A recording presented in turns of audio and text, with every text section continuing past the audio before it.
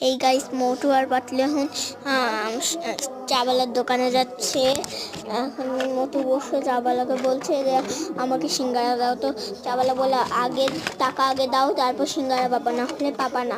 তারপর পাতলু কানে কানে কিছু একটা ওকে বললো। তারপর মোটু সিঙ্গারার দিকে তাকালো।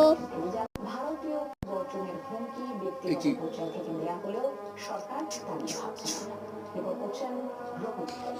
তারপর হলো মোটু চাওয়ালার কাছে গেল, চাওয়ালা গরম খুঁটিতে ওর পাশায় মারলো। তারপর মোটু উড়ে গেল।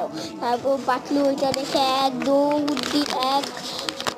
দৌড় দিল। তারপর হলো জগতে ঘাসে দাঁড়ানোর সাথে দেখা হলো। তুমি দৌড়াচ্ছ কেন পাতলু? পাতলু বলে উপর মেয়ে তাকাও। তারপর উপর থেকে মোটু পড়ছে আকাশ থেকে। তারপর হলো ওদের উপর পড়লো। তারপর ওরা জিজ্ঞাসা করলো তুমি আকাশ থেকে কেন পড়ছো? মোটু বলা চাবালা মেরে को গরম খুন্তিতে পাশায় মেরা থা इसलिए मैं। তারপর মোটুরা হলো